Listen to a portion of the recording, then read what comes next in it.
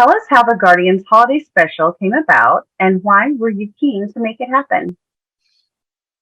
Well, being honest, I loved the Star Wars Holiday Special when I was a kid. Now, a lot of people don't like it. They don't think it was the greatest work of art that's ever existed. But as a child, I adored it. And I wanted to do something, that was just off the wall for Marvel, for the MCU, and do a Guardians of the Galaxy Holiday Special. And this started maybe it was right while we were still in post-production for Volume 2. So this was many years ago that I brought this up to Kevin Feige wanting to do this.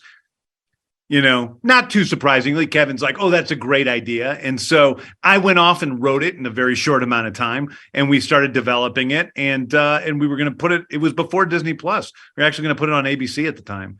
And then one thing led to the next, and things kept getting pushed. And finally, during the shooting of Guardians of the Galaxy Volume 3, we had the opportunity to shoot this, and it was great because we had all the big sets. We had the enormous 4-story Bowie spaceship that we had in the movie. We had the entire set of Nowhere with all of the hundreds of extras there, and we had these great sets that we could use to shoot something that was a pretty intimate tale. And I think Guardians' Holiday Special is very unique for the MCU because it is about just the relationships. There's not a big bad guy that they're out there fighting. It's truly a sort of Christmas special that's a family comedy. Does the special connect to the Guardian story we will see in the Guardians of the Galaxy Volume 3, or is it standalone?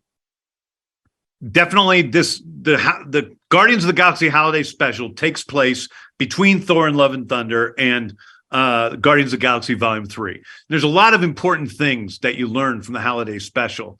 Number one, you learn that they have a telekinetic dog named Cosmo, who's now a part of their team.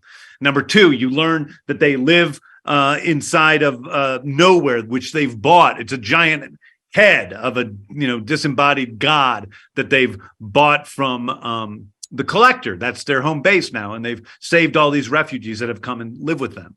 And number three, you learn a very special relationship between two of the characters that we, will learn as we see the show. So it's an opportunity to see a lot of different things. But also, I think it's really important that we see how some of our characters have grown. When we last saw Mantis, she was this, character who was beaten down by Ego, who sort of kept her as a slave.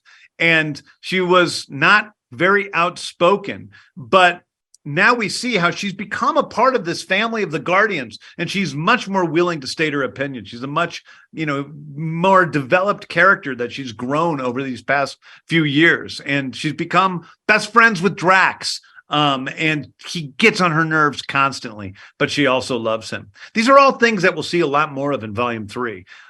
So I think it's a fun way to give the audience a little taste. You wrote and directed this special. How do you come up with the idea of the story? Well, I came up with when I was coming up with the ideas. I came up with the idea of just wanting to do a holiday special. I love Christmas myself. Christmas is really important to me. It's a time when I feel a lot of love for my family members. I give lots of gifts. I get lots of gifts. I love all of it. It's the warmest, best time of the year for me. So I wanted to do a holiday special with the Guardians, and I told this to Kevin Feige a long time ago. And we started working on it, and then it just instantly came up. What is it about? How can we do this story? And originally, it was going to be two stories about Mantis wanting to give a good gift to her brother Peter, and also this sort of action-oriented thing. And I realized that I didn't care about the action-oriented thing. I only cared about the family part of it, the part of the Guardians as family, as found family, and the fact that she wanted to give Kevin Bacon as a gift to Peter. And she's an alien. She doesn't understand what's right or what's wrong in certain ways. So I found that to be what was really fun. Speaking of Kevin, how did you approach Kevin Bacon with the idea of playing himself? I mean, I've known Kevin for a long time. Kevin played a bad guy in my movie Super with Rainn Wilson and Elliot Page. And I called him up and I said, hey, you know how, Peter Quill loves you in the MCU because they brought up Kevin Bacon a lot in the different Guardian stories. And he said, yes. I said, well, I want to do this holiday special in which they want to give Peter Quill a Christmas gift. And the Christmas gift is going to be you. And he laughed his butt off and then said, absolutely. And he was in almost immediately. This is the first time a live band has been in the Guardian story. What made the old 97s band perfect for this? Tell us a little about their style. Well, I love the old 97s. They're literally my favorite band in the entire world. And I've been going to see them in concert since I was a kid in the 90s. So when it came an opportunity to, have a band in the movie, I thought that they would be perfect because I know they're game for anything. And, I had this song that I started writing called I Don't Know What Christmas Is, But Christmas Time Is Here, sung from the point of view of an alien who is trying to make sense of what he's heard about Christmas. He sort of played this game of telephone about what Christmas is.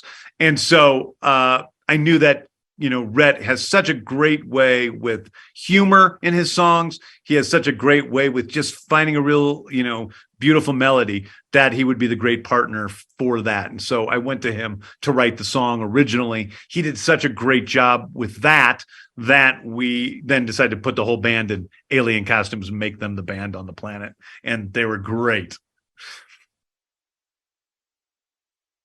Are the songs they perform original? And did you write the songs with them? And tell us about that collaboration. So I wrote the one song with Rhett Miller. I Don't Know What Christmas Is, But Christmas Time Is Here. And that's the song they play at the beginning, the alien band plays. The song at the end is a song which the old 97s had previously written, but obviously hadn't recorded with Kevin Bacon. And I thought it would be a great song that talks about, family and love and what Christmas really is to me, and that would be a great song to have Kevin Bacon sing. And one of the pluses of having Kevin in the movie is that he plays a guitar and he sings, and he's a really talented musician. So I knew that this was just going to be a great meeting of the minds. What can viewers look forward to when they stream this holiday special? Well, I think they can I think viewers can look forward to a great deal of holiday magic in the Christmas special.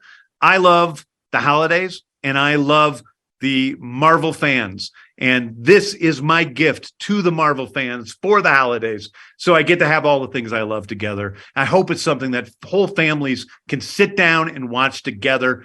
Grandma will love it. The kids will love it. It really is for the entire family. And I can't wait to have all the people enjoy it around the world.